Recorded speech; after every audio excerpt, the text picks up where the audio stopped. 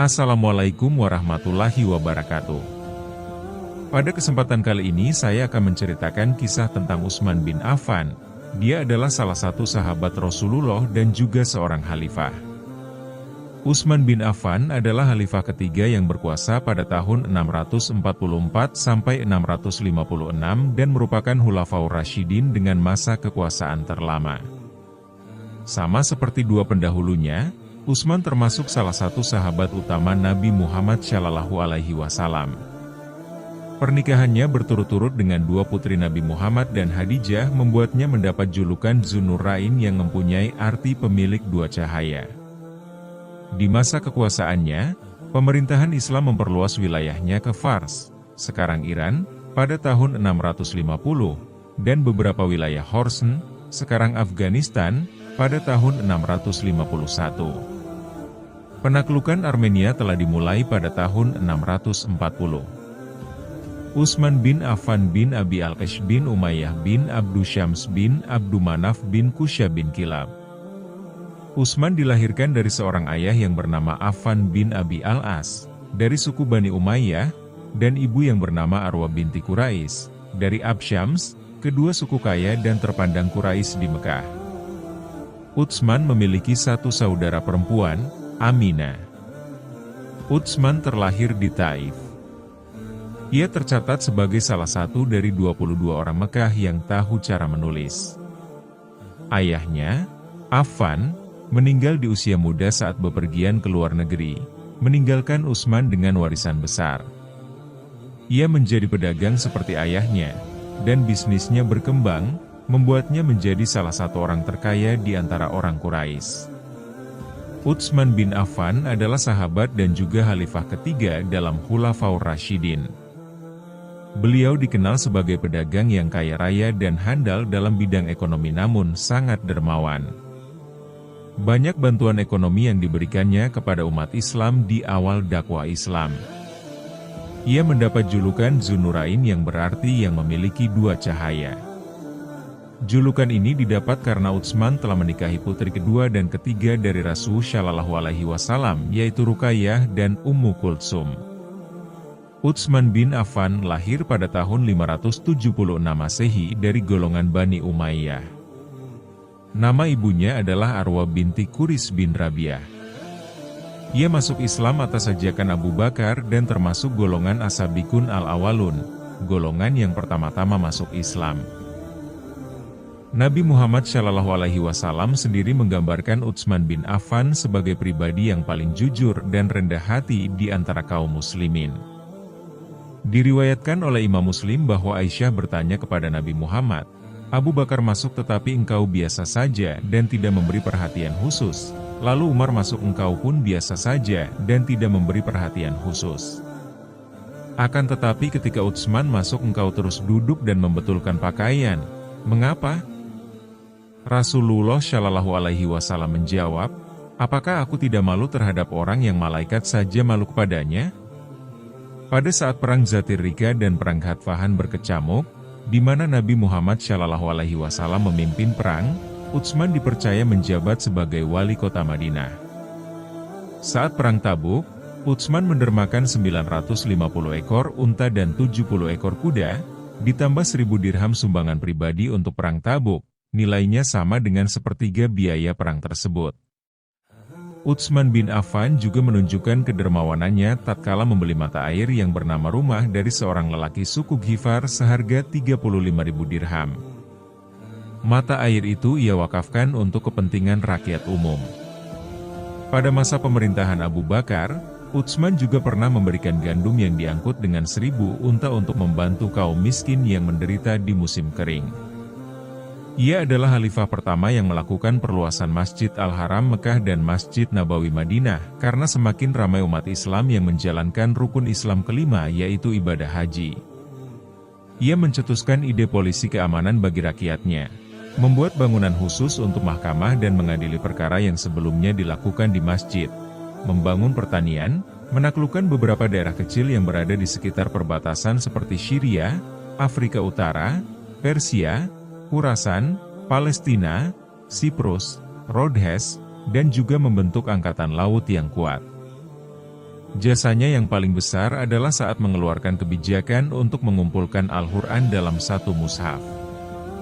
Selama masa jabatannya, Utsman banyak mengganti gubernur wilayah yang tidak cocok atau kurang cakap dan menggantikannya dengan orang-orang yang lebih kredibel. Namun hal ini banyak membuat sakit hati pejabat yang diturunkan, sehingga mereka bersekongkol untuk membunuh khalifah. Pada masa jahiliyah ia disebut dengan nama panggilan Abu Amr. Setelah masa Islam, ia lebih sering dipanggil Abu Abdullah, yang diambil dari nama putranya dari Ruqayyah. Ada pula yang menyebutkan, pada masa jahiliyah Utsman sering dipanggil Abu Laila, karena kelembutan dan keramahannya kepada sesama. Julukannya yang paling terkenal adalah Dzun-Nurain, sang pemilik dua cahaya. Itulah julukan yang paling disukainya. Julukan itu diberikan Nabi Muhammad SAW. Ia mendapat julukan itu karena keutamaannya menikah dengan dua putri Nabi Muhammad, Ruqayyah dan Ummu Kultsum. Sekembalinya dari perjalanan bisnis ke Suriah pada tahun 611, Utsman mengetahui tentang misi yang dinyatakan Nabi Muhammad SAW. Setelah berdiskusi dengan temannya, Abu Bakar, Utsman memutuskan untuk masuk Islam, dan Abu Bakar membawanya kepada Nabi Muhammad untuk menyatakan imannya. Utsman menjadi salah satu orang yang paling awal masuk Islam, mengikuti Ali, Zaid, Abu Bakar dan beberapa lainnya. Masuknya ia ke dalam agama Islam membuat marah sukunya, Bani Umayyah, yang sangat menentang ajaran Nabi Muhammad SAW. Utsman dan istrinya, Ruqayyah, bermigrasi ke Habasyah, Ethiopia pada saat sekarang, pada bulan April tahun 615, bersama dengan 10 pria muslim dan 3 wanita. Sejumlah muslim bergabung dengan mereka kemudian. Karena Utsman sudah memiliki beberapa kontak bisnis di Abyssinia, ia terus mempraktekkan profesinya sebagai pedagang dan ia terus berkembang. Pada saat seruan hijrah pertama oleh Nabi Muhammad SAW ke Habasyah karena meningkatnya tekanan kaum Quraisy terhadap umat Islam, Utsman bersama istri dan kaum muslimin lainnya memenuhi seruan tersebut dan hijrah ke Habasyah hingga tekanan dari kaum Quraisy reda. Tak lama tinggal di Mekah, Utsman mengikuti Nabi Muhammad SAW untuk hijrah ke Madinah. Pada peristiwa Hudaybiyah, Utsman dikirim oleh Rasul untuk menemui Abu Sofyan di Mekah.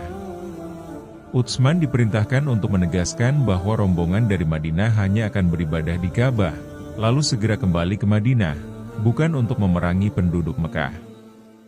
Setelah 4 tahun, berita menyebar di kalangan muslim di Habasyah bahwa orang-orang Quraisy di Mekah telah menerima Islam, dan penerimaan ini membujuk Utsman, Ruqayyah dan 39 muslim lainnya untuk kembali. Namun, ketika mereka sampai di Mekah, mereka menemukan bahwa berita tentang penerimaan Quraisy terhadap Islam adalah salah. Namun demikian, Utsman dan Ruqayyah kembali menetap di Mekah. Pada tahun 622, Utsman dan istrinya, Ruqayyah, berada di antara kelompok ketiga muslim untuk bermigrasi ke Madinah. Setelah sampai, Utsman tinggal bersama Abu Talhah bin Sabit sebelum pindah ke rumah yang ia beli beberapa waktu setelahnya.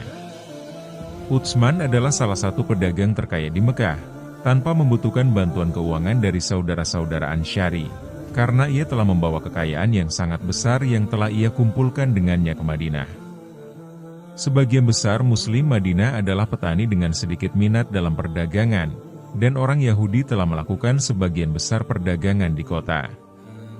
Utsman menyadari ada peluang komersial yang besar untuk mempromosikan perdagangan di kalangan umat Islam dan segera memantapkan dirinya sebagai pedagang di Madinah. Dengan kerja keras dan kejujuran, bisnisnya berkembang pesat, membuatnya menjadi salah satu orang terkaya di Madinah. Ketika Ali menikahi Fatimah, Utsman membeli tameng Ali seharga 500 dirham. 400 disisihkan sebagai mahar untuk pernikahan Fatimah, meninggalkan 100 untuk semua pengeluaran lainnya. Kemudian, Utsman mempersembahkan baju besi kembali ke Ali sebagai hadiah pernikahan. Utsman memiliki hubungan yang sangat dekat dengan Abu Bakar, karena dia yang telah pindah ke Islam Utsman. Ketika Abu Bakar terpilih sebagai khalifah, Utsman adalah orang pertama setelah Umar menawarkan kesetiaannya. Selama Perang Ridha, Utsman tetap di Madinah, bertindak sebagai penasihat Abu Bakar. Di ranjang kematiannya, Abu Bakar mendiktekan keinginannya kepada Utsman, mengatakan bahwa penggantinya adalah Umar. Setelah wafatnya Umar bin Khattab sebagai khalifah kedua, diadakanlah musyawarah untuk memilih khalifah selanjutnya. Ada 6 orang kandidat khalifah yang diusulkan, yaitu Ali bin Abi Thalib, Utsman bin Affan, Abdurrahman bin Auf, Sa'ad bin Abi Waqqas, Zubair bin Awam dan Talhah bin Ubaidillah. Selanjutnya Abdurrahman bin Auf, Sa'ad bin Abi Waqqas, Zubair bin Awam, dan Talhah bin Ubaidillah mengundurkan diri hingga hanya Utsman dan Ali yang tertinggal. Suara masyarakat pada saat itu cenderung memilih Utsman menjadi khalifah ketiga. Maka diangkatlah Utsman yang berumur 70 tahun menjadi khalifah ketiga dan yang tertua, serta yang pertama dipilih dari beberapa calon. Peristiwa ini terjadi pada bulan Muharram 23 Hijriah. Utsman menjadi khalifah di saat pemerintah Islam telah betul-betul mapan dan terstruktur. Utsman adalah seorang saudagar kaya yang menggunakan kekayaannya untuk mendukung Islam, namun tidak pernah sebelum kekhalifahannya menunjukkan kualitas kepemimpinan atau benar-benar memimpin pasukan. Tetapi meskipun demikian, menurut Wilford Madelung, ia dipilih oleh para pemilih sebagai satu-satunya calon kontra yang kuat untuk Ali karena ia sendiri dapat sampai batas tertentu menyaingi hubungan kekerabatan dekat dengan Ali. Utsman adalah seorang pengusaha cerdas dan seorang pedagang yang sukses dari masa mudanya, yang berkontribusi besar pada Kekaisaran Rashidun. Umar telah menetapkan tunjangan orang-orang dan dengan asumsi kantor, Utsman meningkatkannya sekitar 25%. Umar telah menempatkan larangan penjualan tanah dan pembelian lahan pertanian di wilayah yang ditaklukkan. Utsman mencabut pembatasan ini, mengingat fakta bahwa perdagangan tidak bisa berkembang. Utsman juga mengizinkan orang untuk menarik pinjaman dari perbendaharaan publik. Di bawah Umar, telah ditetapkan sebagai kebijakan bahwa tanah di wilayah yang ditaklukkan tidak boleh didistribusikan di antara para petempur, tetapi tetap menjadi milik dari pemilik sebelumnya. Tentara merasa tidak puas dengan keputusan ini, tetapi Umar menekan oposisi dengan tangan yang kuat. Utsman mengikuti kebijakan yang dibuat oleh Umar dan ada lebih banyak penaklukan, dan pendapatan dari tanah meningkat secara signifikan. Umar, pendahulu Utsman, sangat ketat dalam penggunaan uang dari perbendaharaan publik. Terlepas dari tunjangan kecil yang telah disetujui untuknya, Umar tidak mengambil uang dari perbendaharaan. Dia tidak menerima hadiah apapun, dia juga tidak mengizinkan anggota keluarganya untuk menerima hadiah apapun dari setiap kuartal. Selama waktu Utsman, ada beberapa relaksasi dalam ketegasan seperti itu. Utsman tidak menarik tunjangan apapun dari perbendaharaan untuk keperluan pribadinya, juga tidak menerima gaji. Ia adalah orang kaya dengan sumber daya yang cukup, tetapi tidak seperti Umar. Utsman menerima hadiah dan mengizinkan anggota keluarganya untuk menerima hadiah dari orang tertentu. Utsman secara jujur menyatakan bahwa ia memiliki hak untuk memanfaatkan dana publik sesuai dengan penilaian terbaiknya, dan tidak ada yang mengkritiknya untuk itu. Reformasi ekonomi yang diperkenalkan oleh Utsman telah mencapai efek yang jauh. Muslim maupun non-Muslim dari Kekaisaran Rashidun menikmati kehidupan yang sejahtera secara ekonomi selama masa pemerintahannya. Selama pemerintahannya, gaya militer Utsman lebih bersifat otonom karena ia mendelegasikan begitu banyak wewenang militer kepada orang-orang yang dipercayanya seperti Abdullah bin Amir, Muawiyah dan Abdullah bin Sa'ad, tidak seperti masa jabatan Umar di mana militer ekspansi pada umumnya terpusat pada otoritas Umar. Konsekuensinya, ekspansi yang lebih independen ini memungkinkan ekspansi yang lebih menyeluruh sampai Sind, Pakistan, yang tidak tersentuh selama masa pemerintahan Umar. Muawiyah ditunjuk sebagai gubernur Suriah oleh Umar pada tahun 639 untuk menghentikan Bizantium dari laut selama Perang Arab-Bizantium. Penunjukan ini terjadi setelah kakak laki-lakinya Yazid bin Abu Sufyan, gubernur Suriah, meninggal dalam wabah, bersama dengan Abu Ubaidah bin Al-Jarrah, gubernur di hadapannya dan 25.000 orang lainnya. Sekarang, di bawah kekuasaan Utsman pada tahun 649, Muawiyah diizinkan untuk mendirikan angkatan laut, diawaki oleh orang Kristen monofisit, Koptik, dan para pelaut Kristen Suriah dan pasukan Suriah. Hal ini mengakibatkan kekalahan angkatan laut Bizantium pada pertempuran di tengah-tengah pada tahun 655. Dalam Hijriah tahun 31 atau sekitar 651 Masehi, Khalifah Utsman mengirim Abdullah bin Zubair dan Abdullah bin Sa'ed untuk memimpin ekspedisi rekonsiliasi ke Maghreb di mana ia bertemu tentara Gregory the Patrician, Exarch of Africa dan kerabat Heraklius yang mencatat angka antara 120.000 dan 200.000 tentara. Meskipun perkiraan lain dicatat, pasukan Gregory dimasukkan ke dalam 20.000. Pasukan oposisi bentrok di Sabutilak, secara bergantian disebut Sufetula, yang menjadi nama pertempuran ini. Catatan dari Al-Bidayah wal Nihayah menyatakan bahwa pasukan Abdullah sepenuhnya dikelilingi oleh pasukan Gregory dengan cara melingkar dan situasinya sangat mengerikan bagi tentara Muslim karena mereka diancam dengan peleburan. Namun, Abdullah bin Zubair melihat Gregory di kereta dan segera dia meminta Abdullah bin Sa'ed untuk memimpin detasemen kecil untuk mencegatnya. Interupsi berhasil, dan Gregory dibunuh oleh pihak penyergapan Zubair. Akibatnya, moral tentara Bizantium mulai runtuh dan segera mereka dialihkan. Beberapa sumber Muslim mengklaim bahwa setelah penaklukan Afrika Utara selesai oleh Muhammad ibnu Jarir al-Tabari, Abdullah bin Sa'ed melanjutkan penaklukan ke Spanyol. Spanyol pertama kali diserang sekitar 60 tahun sebelumnya selama kekhalifahan Utsman.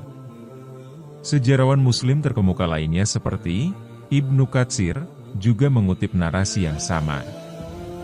Dalam deskripsi kampanye ini, di mana Afrika Utara ditaklukkan oleh Abdullah bin Sa'ed, dua jenderalnya, Abdullah ibn Nafiyah ibn Husain, dan Abdullah ibn Nafi ibn Abdul Qais, ditugaskan untuk menyerbu daerah pesisir Spanyol dengan bantuan laut. Oleh kekuatan Berber, mereka berhasil menaklukkan daerah pesisir Al-Andalus. Tidak diketahui di mana pasukan Muslim mendarat, perlawanan apa yang mereka temui, dan bagian Spanyol apa yang sebenarnya mereka taklukkan. Namun, jelas bahwa umat Islam menaklukkan beberapa bagian dari Spanyol selama kekhalifahan Utsman, mungkin membangun koloni di pantai. Meskipun penggerebekan oleh Berber dan Muslim dilakukan terhadap kerajaan Visigotik di Spanyol selama akhir abad ke-7, tidak ada bukti bahwa Spanyol diserang atau bahwa bagian dari itu ditaklukkan atau diselesaikan oleh Muslim sebelum kampanye 711 oleh Tarik. Abdullah bin Sa'ad juga melanjutkan kesuksesannya dalam pertempuran angkatan laut Khalifah pertama melawan Kekaisaran Bizantium dalam pertempuran di Mestan yang digambarkan sebagai konflik pertama yang menentukan Islam di kedalaman Bizantine di lepas pantai. Situasi menjadi tegang dan administrasi Utsman harus menyelidiki asal-usul dan perluasan propaganda anti pemerintah dan tujuan-tujuannya. Beberapa waktu sekitar tahun 654, Utsman memanggil semua gubernur dari 12 provinsinya ke Madinah untuk membahas masalah itu. Dalam Dewan Gubernur ini, Utsman mengarahkan para gubernur agar mereka mengadopsi semua saran yang mereka sarankan, sesuai dengan keadaan setempat. Kemudian, di Majelis Al-Syura, Dewan Kementerian, disarankan kepada Utsman bahwa agen yang dapat dipercaya harus dikirim ke berbagai provinsi untuk menyelidiki masalah ini dan melaporkan tentang sumber-sumber desas-desus tersebut. Utsman kemudian mengirim agen-agennya ke provinsi-provinsi utama, Muhammad ibnu Maslamah dikirim ke Kufah, Usama ibn Zaid dikirim ke Basra, Ammar ibn Yasir dikirim ke Mesir, sementara Abdullah ibn Umar dikirim ke Suriah. Para utusan yang telah dikirim ke Kufah, Basra dan Suriah menyerahkan laporan mereka kepada Utsman, bahwa semuanya baik-baik saja di Kufah, Basra dan Suriah. Orang-orang puas dengan administrasi, dan mereka tidak memiliki keluhan yang sah terhadapnya.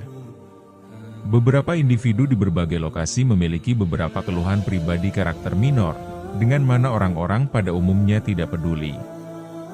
Ammar bin Yasir, utusan ke Mesir, bagaimanapun, tidak kembali ke Madinah. Para pemberontak meneruskan propaganda mereka demi mendukung khilafah Ali. Ammar ibn Yasir telah berafiliasi dengan Ali, dia meninggalkan Utsman, dan malah bergabung dengan oposisi di Mesir. Abdullah ibn Sa'ad, gubernur Mesir, melaporkan tentang kegiatan oposisi di Mesir. Dia ingin mengambil tindakan terhadap Muhammad ibnu Abi Bakar, anak angkat Ali, Muhammad bin Abi Hudzaifah, anak angkat Utsman, dan Ammar ibn Yasir. Pada tahun 655, Utsman mengerahkan orang-orang yang memiliki keluhan terhadap administrasi untuk berkumpul di Mekah untuk haji. Dia berjanji kepada mereka bahwa semua keluhan mereka yang sah akan diperbaiki. Dia mengerahkan para gubernur dan amil ke seluruh kekaisaran untuk datang ke Mekah pada saat haji. Menanggapi panggilan Utsman, oposisi datang dalam delegasi besar dari berbagai kota untuk menyampaikan keluhan mereka sebelum pertemuan. Para pemberontak menyadari bahwa orang-orang di Mekah mendukung pembelaan yang ditawarkan oleh Utsman dan tidak berminat untuk mendengarkan mereka. Itu adalah kemenangan psikologis yang besar bagi Utsman. Dikatakan, menurut catatan Sunni Muslim, bahwa sebelum kembali ke Suriah, Gubernur Muawiyah, sepupu Utsman, menyarankan bahwa Utsman harus datang bersamanya ke Suriah karena suasana di sana damai. Utsman menolak tawarannya, mengatakan bahwa dia tidak ingin meninggalkan kota Nabi Muhammad SAW, mengacu pada Madinah. Muawiyah kemudian menyarankan agar dia diizinkan mengirim pasukan yang kuat dari Suriah ke Madinah untuk menjaga Utsman terhadap kemungkinan upaya pemberontak untuk mencelakainya. Utsman juga menolaknya, mengatakan bahwa pasukan Suriah di Madinah akan menjadi hasutan untuk perang saudara, dan dia tidak bisa menjadi pihak yang bergerak seperti itu. Politik Mesir memainkan peran utama dalam perang propaganda melawan kekhalifahan, sehingga Utsman memanggil Abdullah ibn Sa'ad, gubernur Mesir, ke Madinah untuk berkonsultasi dengannya mengenai tindakan yang harus diadopsi. Abdullah bin Sa'ad datang ke Madinah, meninggalkan urusan Mesir kepada wakilnya, dan dalam ketidakhadirannya, Muhammad bin Abi Hudzaifah melakukan kudeta dan mengambil alih kekuasaan. Saat mendengar pemberontakan di Mesir, Abdullah bergegas kembali, tetapi Utsman tidak dalam posisi untuk menawarkan bantuan militer kepadanya dan, karenanya, Abdullah bin Sa'ad gagal merebut kembali kekuasaannya karena kekuatan Islamnya yang besar datang dari timur. Beberapa ulama Sunni seperti Ibn Qutaibah, Ali bin Burhanuddin al-Halabi, Ibni Abi al-Hadid dan Ibni Mansur melaporkan bahwa ada beberapa sahabat terkemuka bersama mereka yang secara terbuka menentang dan meminta Utsman untuk mundur karena alasan-alasan seperti nepotisme dan boros gaya hidup. Talha dan Zubair ibn al-Awam termasuk di antara mereka yang memimpin para pemberontak, sementara Aisyah bahkan telah memanggil kepala Utsman dengan pernyataannya yang terkenal, "Bunuh Natal ini, seorang syekh yang bodoh, karena ia telah berubah menjadi murtad," sebagaimana dicatat oleh beberapa sejarawan terkemuka. Dari Mesir, sebuah kontingen sekitar 1.000 orang dikirim ke Madinah, dengan instruksi untuk membunuh Utsman dan menggulingkan pemerintah. Kontingen serupa berbaris dari Kufah dan Basra ke Madinah. Mereka mengirim wakil mereka ke Madinah untuk menghubungi para pemimpin opini publik. Perwakilan dari kontingen dari Mesir menunggu Ali, dan menawarinya khilafah sebagai pengganti Utsman, yang ditolak oleh Ali. Perwakilan dari kontingen dari Kufah menunggu di Al-Zubair, sementara perwakilan dari kontingen dari Basra menunggu di Talha, dan menawarkan mereka kesetiaan mereka sebagai khalifah berikutnya, yang ditolak. Dalam mengajukan alternatif kepada Utsman sebagai khalifah, para pemberontak menetralisir sebagian besar opini publik di Madinah dan faksi Utsman tidak bisa lagi menawarkan front persatuan. Utsman mendapat dukungan aktif dari Bani Umayyah, dan beberapa orang lain di Madinah. Tahap awal pengepungan rumah Utsman tidak parah, tetapi ketika hari-hari berlalu, para pemberontak meningkatkan tekanan mereka terhadap Utsman. Dengan kepergian para peziarah dari Madinah ke Mekah, tangan para pemberontak semakin diperkuat, dan sebagai konsekuensinya krisis semakin diperdalam. Para pemberontak memahami bahwa setelah haji, umat Islam berkumpul di Mekah dari semua bagian dunia Muslim mungkin berbaris ke Madinah untuk membebaskan Utsman. Karena itu mereka memutuskan untuk mengambil tindakan terhadap Utsman sebelum ziarah berakhir. Selama pengepungan, Utsman ditanya oleh para pendukungnya, yang kalah jumlah dengan para pemberontak, untuk membiarkan mereka berperang melawan pemberontak dan mengusir mereka. Utsman mencegah mereka dalam upaya untuk menghindari pertumpahan darah Muslim oleh Muslim. Sayangnya bagi Utsman, kekerasan masih terjadi. Gerbang-gerbang rumah Utsman ditutup dan dijaga oleh prajurit yang terkenal, Abdallah bin Al-Zubair. Putra-putra Ali, Hasan ibn Ali, dan Husain ibn Ali, juga menjadi salah satu penjaga. Pada tanggal 17 Juni tahun 656, Muhammad bin Abu Bakar yang merupakan putra dari Abu Bakar dan saudara seayahnya Aisyah, datang bersama 13 orang ke kediaman Utsman. Muhammad meraih jenggotnya Utsman dan berkata, "Muawiyah tidak menjadi penolong buatmu, begitu pula Ibnu Amir dan suratmu." Utsman berkata, "Lepaskan jenggotku, wahai anak saudaraku, lepaskan jenggotku." Muhammad pun memberikan sinyal dengan matanya ke salah satu pemberontak lainnya, dan orang itu pun datang membawa panah yang mempunyai ujung besi, dan dia pun menikamkannya ke kepala Utsman. Mereka pun mengerubungi Utsman dan membunuhnya. Setelah jenazah Utsman sudah ada di rumah selama 3 hari, Nailah, istri Utsman mendekati beberapa pendukungnya untuk membantu penguburannya, tetapi hanya sekitar selusin orang yang menjawab. Ini termasuk Marwan, Zaid ibn Thabit, Watib bin Al-Farah, Jubair ibn Mutim, Abu Jam bin Hudzaifah, Hakim bin Hazam dan Niyar bin Mukarram. Tubuh diangkat saat senja, dan karena blokade, tidak ada peti mati yang bisa diperoleh. Tubuh tidak dicuci, karena dalam Islam menyatakan bahwa tubuh para syahid tidak seharusnya dicuci sebelum dimakamkan. Dengan demikian, Utsman dibawa ke pemakaman DG pakaian yang beliau kenakan pada saat wafatnya. Tubuhnya dikuburkan oleh Hasan, Hussein, Ali dan lainnya, namun, beberapa orang menyangkal bahwa Ali menghadiri pemakaman Utsman. Nailah mengikuti pemakaman dengan lampu, tetapi untuk menjaga kerahasiaan lampu itu harus dipadamkan. Nailah ditemani oleh beberapa wanita termasuk putri Utsman, Aisyah. Jenazah Utsman dibawa ke Jannat Al-Baqi. Tampaknya bahwa beberapa orang berkumpul di sana, dan mereka menolak penguburan Utsman di kuburan kaum muslim. Para pendukung Utsman bersikeras bahwa tubuh harus dimakamkan di Jannat Al-Baqi. Mereka kemudian menguburkannya di kuburan orang Yahudi di belakang Jannat Al-Baqi. Beberapa dekade kemudian, para penguasa Umayyah menghancurkan tembok yang memisahkan dua kuburan dan menggabungkan pemakaman Yahudi ke pemakaman Muslim untuk memastikan bahwa makamnya kini berada di dalam pemakaman Muslim.